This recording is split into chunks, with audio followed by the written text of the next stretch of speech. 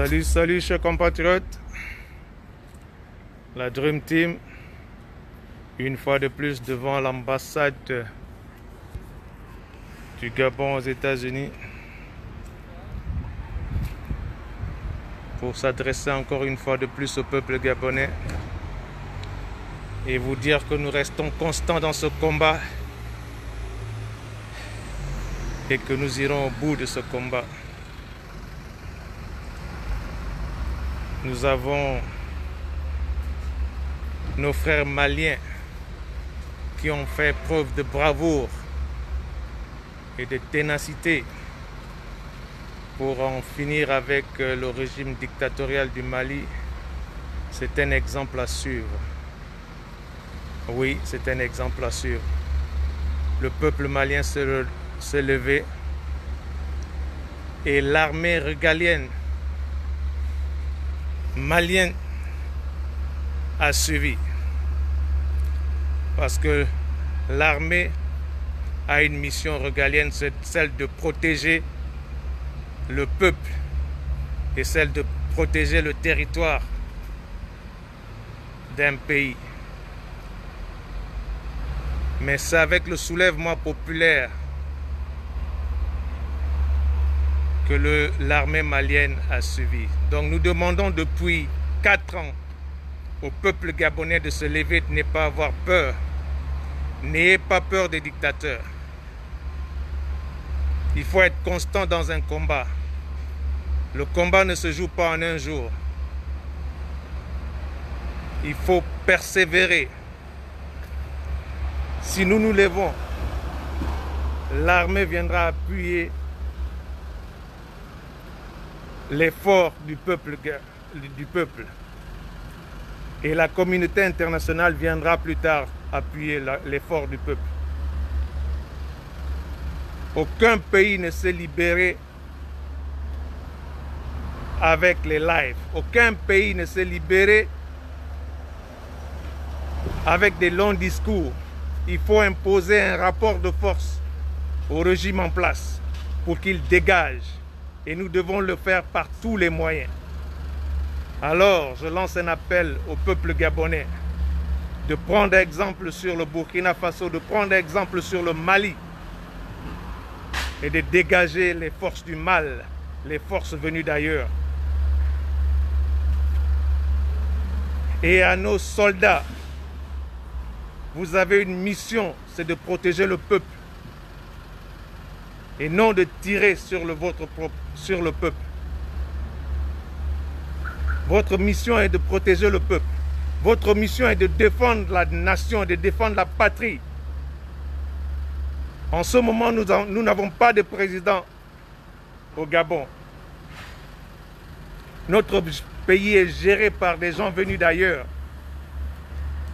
Notre pays est géré par des voyous. Des gens qui nous emprisonnent, qui tuent nos enfants, tuent nos frères. Vous avez le devoir de libérer ce pays.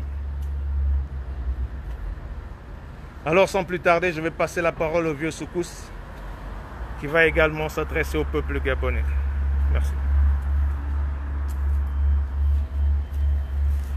Eh bien, frères gabonais, sœurs gabonaises, comme d'habitude, nous sommes ici tous les vendredis pour s'adresser à vous.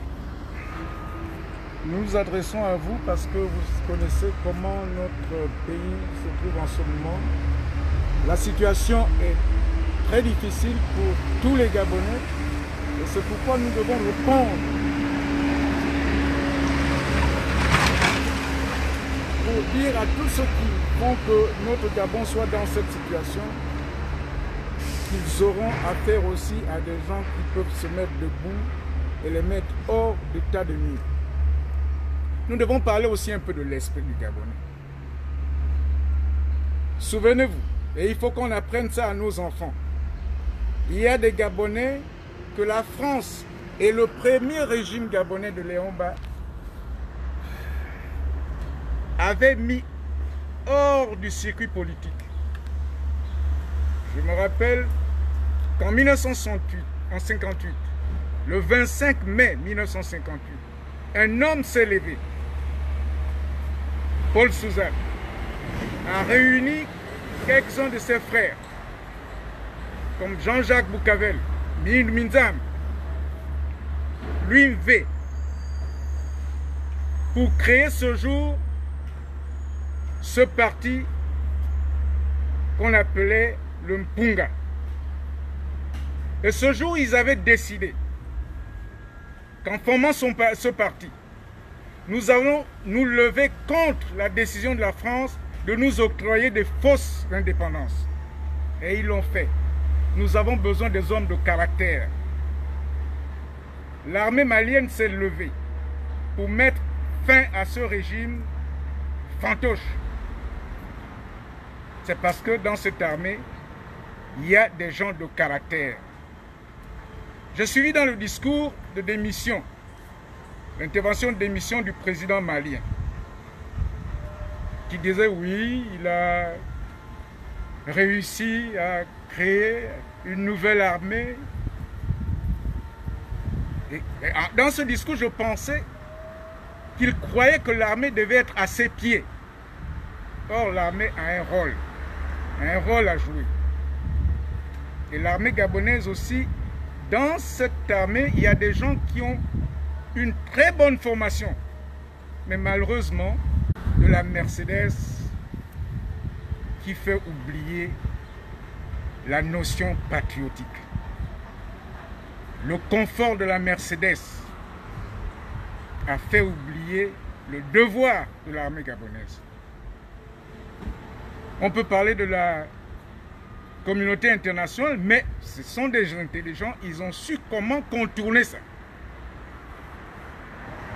Vous avez vu, c'est le président lui-même qui a dissous l'Assemblée nationale. C'est le président lui-même qui a dissous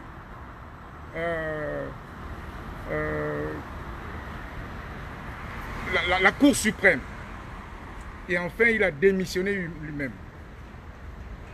Donc, on ne peut plus parler aujourd'hui de faire revenir ce type déchu. Dans l'armée gabonaise, il y a aussi des gens intelligents qui peuvent lire les conditions dans lesquelles le Gabon se trouve et répondre à cette menace en lisant la Constitution. Nous avons des gens de caractère. La situation du Gabon serait déjà claire. Je prends un exemple. Kamba Obam. On a amené Kamba Obam à l'aéroport pour transporter son corps à Mivoul. Il y a eu suffisamment de raisons pour qu'un leadership autour du peuple gabonais donne les conditions à l'armée d'intervenir. Nous avons besoin des gens qui sont capables de lire les conditions dans lesquelles le Gabon se trouve. Frères et sœurs, nous pouvons faire la même chose qu'au Mali.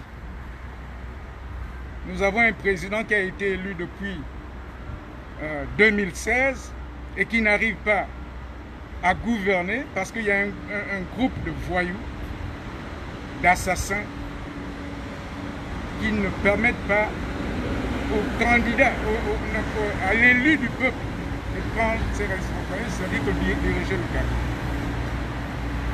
Encore une fois, nous sommes à la recherche des gens qui sont sérieux. Il est temps au leadership gabonais de comprendre que l'intérêt national doit être au-dessus de nous. C'est tout ce que j'avais à dire aujourd'hui. Merci. Ok, merci encore une fois de plus. Ça, c'était le vieux Soukous qui s'adresse au peuple gabonais pour dire au peuple gabonais que le peuple malien s'est levé. C'était un soulèvement populaire. C'était un soulèvement populaire. Le peuple s'est rebellé et l'armée a soutenu le peuple, a appuyé le peuple. Nous pouvons le faire au Gabon. Préparez-vous pour l'assaut final. Je vais passer la parole à Franck Djoktan également. Gabonais, Gabonaises, très chers compatriotes, encore une fois, nous nous trouvons à l'ambassade du Gabon aux États-Unis. et nous sommes venus nous entretenir avec vous. Nous voyons très bien que nous sommes un peuple envié, nous sommes un peuple haï.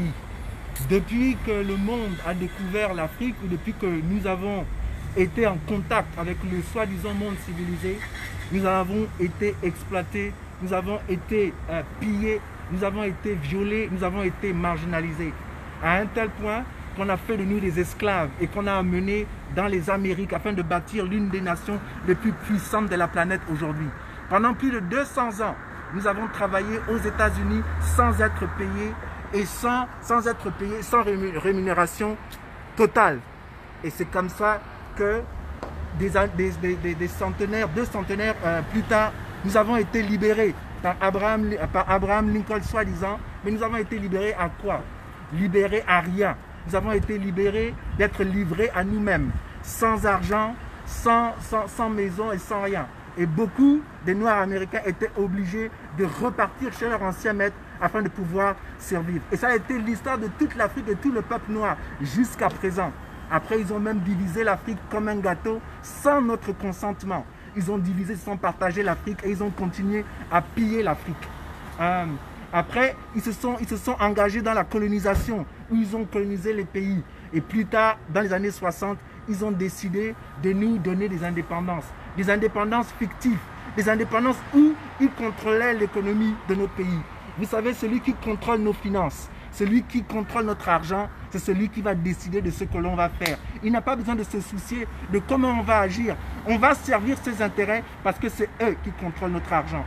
Et donc j'aimerais pouvoir dire au peuple malien que vous avez rendu tout un continent fier. Parce que vous avez démontré ce que nous disons depuis longtemps, que lorsque un peuple se soulève, lorsqu'un peuple est debout, il n'y a aucune puissance au monde qui ne peut l'arrêter. Et lorsque un peuple se lève pour des valeurs telles que la liberté, telles que la justice, telle que sa dignité, quand il y a en face d'elle une armée qui est responsable, l'armée va toujours se mettre du côté du peuple afin de pouvoir renverser les tyrans. Mais je suis offusqué de voir que quand Ibeka était en train d'exploiter son peuple, pendant qu'il était en train de martyriser son peuple, pendant qu'il était en train de livrer son pays aux djihadistes au nord, la communauté internationale ne s'est pas enflammée, la communauté internationale n'a pas condamné ce pays qu'on appelle le Mali. Au contraire, il le soutenait. Et je n'arrive pas à comprendre qu'aujourd'hui, un peuple souverain se met debout et nous avons deux personnages qui, à travers la personne d'Alassane Ouattara et de Condé, qui décident qu'ils veulent condamner ce qui s'est passé au Mali. Et maintenant, je peux comprendre, ce sont deux personnages, deux présidents africains qui ont 76 ans, je crois que Condé a 86 ans et quelques. Ils sont tellement vieux qu'ils sont hors de contact de leur population jeune africaine qui a ce désir de s'autodéterminer, qui a ce désir d'être libre et de pouvoir gouverner et diriger leur pays. Et je pense qu'aujourd'hui, l'un des grands problèmes de l'Afrique, c'est que nos papis, parce que ce sont des papis qui dirigent, ne comprennent pas les enjeux. Ils ne comprennent pas que nous sommes une nouvelle génération d'hommes et de femmes africains qui aiment non seulement notre continent, mais nous sommes fatigués d'être derniers parce que nous savons que nous avons du potentiel. Nous savons que nous sommes des pays qui prospèrent. Nous sommes le continent le plus riche de la planète. Cependant, nous sommes les peuples qui souffrent le plus. Cela est impensable. L'histoire nous révèle qu'au Mali, il y avait un monsieur qu'on appelle Kankan, je crois, Moussa Kankan, qui a déplacé tellement d'or que le monde entier était émerveillé. Toute cette richesse du Mali, pourquoi elle ne bénéficie pas au peuple malien? Tout simplement parce que nous avons une France impérialiste, une France qui est en train de prôner les droits de l'homme, une France qui est en train de défendre la noblesse de l'humanité. Mais quand cela vient envers nous, les Africains, ils ne considèrent pas ça. Ils considèrent que nos pays, ils peuvent se servir comme ils veulent. Ils peuvent exploiter qui ils veulent, enlever qui ils veulent et placer qui ils veulent. Mais nous disons qu'on ne veut pas. On ne s'ingère pas dans les affaires de Paris. On ne veut pas que Paris s'ingère dans nos affaires. Nous ne voulons pas que Paris vienne nous déranger. Nous ne voulons pas que Paris vienne et s'impose dans nos vies. Parce que nous sommes des hommes et des femmes dignes. Donc je voudrais vraiment remercier les troupes maliennes qui ont pris leur courage à deux mains et qui ont regardé leur peuple en face et se sont mis du côté du peuple. Et j'aimerais dire à cette jeunesse malienne de ne pas succomber, de ne pas abandonner, de continuer à redresser votre échine, de continuer à vous battre. Parce que ce que vous avez commencé, nous devons le terminer. votre système, votre rébellion, votre souveraineté que vous avez démontré, votre amour pour votre nation doit se propager sur tout le continent africain. Et je pense que quand on va le faire, les gens vont commencer à nous respecter. Aujourd'hui, le monde voit le peuple malien différemment. Parce que c'est un peuple qui a dit qu'ils ne veulent pas. Et ils se sont imposés non seulement au Mali, mais ils se sont imposés partout dans le monde. Les Maliens sont sortis. Et ils ont dit que ce qui se passe dans leur pays n'est pas normal et ils ne l'accepteront pas. Et la France n'a pu rien faire. Les États-Unis n'ont pu rien faire. La CEDEAO n'a pu rien faire. Et j'aimerais dire à mes pères, au président de la CEDEAO, qu'il est bon que vous sachiez que dans vos pays respectifs, vos peuples veulent plus de liberté. À vous qui convoitez un troisième mandat, vous n'avez pas le droit de briguer un troisième mandat. Et si vous pensez que vous êtes les seuls à pouvoir gouverner ou présider vos pays, cela veut dire que vous avez échoué. Parce qu'un bon président s'assure de la relève. Il s'assure que derrière lui, il y a des gens qui sont capables de gouverner le pays. Regardez au Ghana, par exemple. Au Ghana, nous avons la succession de présidents qui, aujourd'hui, vivent paisiblement dans leur pays. Oui, il y a une vie après la présidence. Et il faut que vous le compreniez. Vous n'allez pas mourir au pouvoir. Nous allons vous traquer, nous allons vous déstabiliser et nous allons reprendre nos pays et nous allons faire en sorte que nos pays deviennent des bons pays pour l'ensemble de nos populations, pour l'ensemble de notre concitoyens. Et donc j'aimerais indexer particulièrement deux vieux croulants présidents africains. Je parle de Alassane Ouattara en Côte d'Ivoire et je parle de Alpha Condé en Guinée.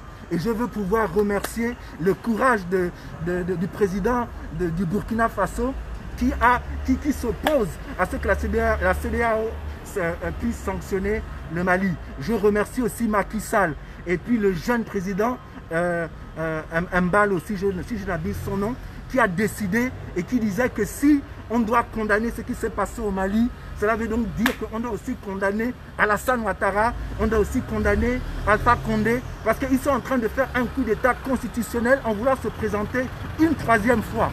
Mais je remercie qu'il y a des hommes et des femmes lucides. Et ce que le Mali a montré, c'est que quand un peuple se met debout, tout est possible. Alors les Gabonais, nous qui voyons ce qui se passe, on vous l'a dit tout le temps, que ce n'est pas à travers des élections que nous allons changer notre pays. Ce n'est pas à travers des élections présidentielles que nous allons transformer notre pays, mais c'est quand le peuple se soulève et que le peuple s'impose. Et voilà ce que nous reprochons à la France, qui dit tout le temps que nous devons respecter nos constitutions et que nous devons respecter nos institutions. Comment pouvons-nous respecter notre constitution quand les constitutions sont taillées pour les dirigeants qui nous gouvernent? Comment pouvons-nous respecter nos institutions quand les institutions ne travaillent pas pour nous, mais pour les gens qui sont au pouvoir? Alors nous avons dit non. Nous avons pris notre responsabilité et nous sommes allés dans la rue. Et la France ne peut pas changer ça. Le Mali est un peuple souverain. La France n'a rien à dire. Ce qu'elle est en train de faire au Mali en ce moment est inhumain et c'est injuste. Elle ne peut pas continuer à piller l'or du Mali pendant que les Maliens sont en train de crever de faim. Elle ne peut pas piller l'or du Mali pendant que le Mali a besoin d'infrastructures. Elle ne peut pas se permettre de le faire. La France doit se mettre du côté de ce qui est juste. Elle doit soutenir le peuple malien et non être contre le peuple malien. Et j'aimerais dire à la communauté internationale que n'obligez pas les Africains à devenir ce que vous ne voulez pas qu'ils deviennent. Parce que vous le vouliez ou pas, nous avons décidé d'être libres. Nous avons décidé d'être les hommes et les femmes qui vont jouir de leur liberté sur leur terre. Et nous sommes prêts à mourir pour notre idéal. Il n'y a pas question que nous laissons et nous léguons à nos enfants une Afrique qui est liée, une Afrique qui n'a pas la possibilité de s'exprimer. Nous allons continuer de nous battre et continuer à nous imposer parce que c'est ce que nous voulons. Et donc j'aimerais pouvoir dire tout simplement à tous mes frères et sœurs gabonais qui m'écoutent en ce moment, que nous pouvons transformer ce pays qu'on appelle le Gabon. Si ensemble nous décidons de nous lever sur tout l'étendue du territoire. Et ce système le sait très bien, que le jour où les Gabonais se lèveront comme un seul homme, sur tout l'étendue du territoire, il n'y a pas une armée qui va nous résister. Au contraire, cette armée-là va nous rejoindre. Pourquoi? Parce que dans l'armée, il y a nos frères. Dans l'armée, ce sont nos cousins, ce sont nos oncles, ce sont nos tantes, ce sont nos nièces, ce sont nos neveux qui sont là-bas. Donc, si on se lève comme un seul homme, on ne met de côté nos différences, on a la possibilité de renverser les choses.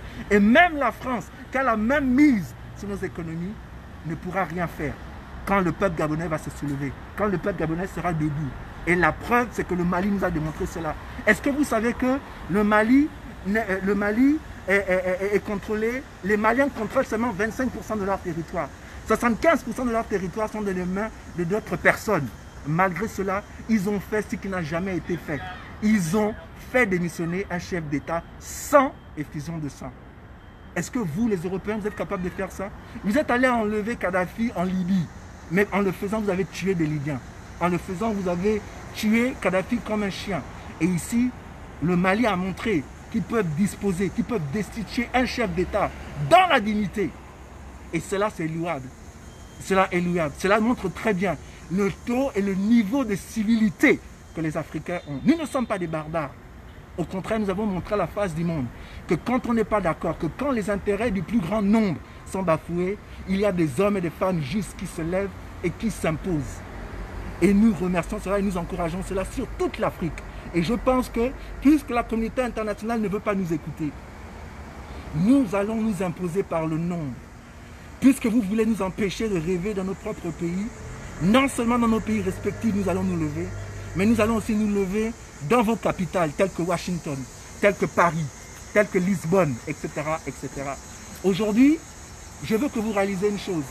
Le Portugal était un pays colonisateur, un pays qui avait énormément de colonies en Afrique. Aujourd'hui, l'Angola possède la plupart des grandes affaires du Portugal. Aujourd'hui, les Portugais quittent le Portugal pour aller travailler en Angola. Je suis en train de dire ici que voilà le sort qui est réservé à la France. Continuez à vouloir vous imposer chez nous comme vous êtes en train de le faire. C'est une question de temps. Nous allons nous lever, nous allons vous résister et vous allez fuir et vous allez devenir nos serviteurs. Pourquoi? Parce que vos intentions envers nous ne sont pas bonnes. Vous parlez des droits de l'homme, mais vous n'appliquez pas les droits de l'homme. Vous êtes des meurtriers, vous êtes des voleurs, vous êtes des pilleurs et vous ne dites pas la vérité. Et aujourd'hui, vous êtes en train de créer partout dans le monde que nous sommes le tiers-monde, que nous sommes le continent le plus pauvre, que nous sommes le peuple le moins instruit. Or que vous êtes vous-même en train de faire tout pour déstabiliser nos États. Les djihadistes, qui les armes si ce n'est pas vous? En Afrique, il n'y a pas d'usine d'armes. Donc les armes viennent d'où? Ça vient bien de l'Occident, ça vient bien des pays dits civilisés. Quand j'ai fait mes recherches, j'ai découvert que les 5 pays qui produisent les armes dans le monde, c'est bien vous qui avez le droit de veto. Donc vous créez des guerres et vous êtes aussi ceux qui mettent le droit de veto pour arrêter les guerres. Ça, c'est ce qu'on appelle des gangsters. C'est le banditisme au grand niveau. Et nous disons, nous en tant qu'Africains, que ces choses doivent cesser parce que ce monde n'appartient pas à quelqu'un en particulier. On vit dans ce monde tous ensemble et nous devons apprendre à vivre tous ensemble. J'aimerais aussi remercier, je suis content plutôt d'avoir appris que le jeune Ivoirien va être libéré sans doute le 13 septembre. Un jeune homme qui n'avait même pas besoin d'être en prison. Il a été en prison pendant au moins 4 ans au Gabon pour des fausses accusations comme quoi il aurait falsifié des bulletins de vote qui n'étaient même pas électroniques. On dirait qu'il aurait hacké. Vraiment, c'est une honte pour le Gabon. Et Alassane Ouattara, au lieu d'aller t'occuper de ce qui s'est passé au Mali avec les Maliens, tu ferais mieux de t'occuper de ton concitoyen qu'on a gardé au Gabon pendant 4 ans. Et tu aurais dû te battre pour le faire sortir. Et maintenant, tu veux te battre pour pouvoir rétablir un chef d'État qui, comme toi, veut briguer un 3e mandat. Et donc, j'encourage le peuple ivoirien aussi à se mettre debout et de pouvoir préserver leur souveraineté et de pouvoir s'imposer sur la rue s'il le faut. Et si Ouattara doit être chassé, chassez-le pour que la Côte d'Ivoire puisse briller à nouveau. Et j'aimerais dire encore, tous ces jeunes Gabonais que vous arrêtez, vous pouvez faire ce que vous voulez faire. Notre désir d'être libre, notre désir de vouloir voir le Gabon s'épanouir, notre désir de voir le Gabon s'émanciper est tellement fort qu'aujourd'hui nous n'avons plus peur d'aller en prison, nous n'avons plus peur d'être marginalisés, nous n'avons plus peur d'être martyrisés, nous n'avons plus peur d'être terrorisés, parce que nous savons que nous sommes debout sur des valeurs qui sont beaucoup plus grandes que nous, ces valeurs de liberté, ces valeurs de justice. Et nous allons continuer à proclamer et à clamer cette liberté, cette justice partout au Gabon, jusqu'à ce que le Gabon soit libéré et jusqu'à ce que le peuple gabonais soit libéré. Donc peuple gabonais, merci beaucoup de m'avoir écouté, que Dieu vous bénisse, que Dieu bénisse le Gabon et à la prochaine. Ok, peuple gabonais, c'était Franck Dioctane qui s'adressait également à la communauté internationale, aux Maliens et aux Gabonais. Et en parlant de la communauté internationale a été surprise par la lutte malienne. Et c'est ce qu'il faut faire. Il faut surprendre. Et je dis au peuple gabonais que nous devons surprendre les criminels qui sont au pouvoir en faisant ce qui n'a jamais été fait. Et ça, nous allons le faire. Nous allons faire ce qui n'a jamais été fait afin d'obtenir ce qui n'a jamais été obtenu. Et nous vous le promettons. À vendredi prochain, si Dieu le veut.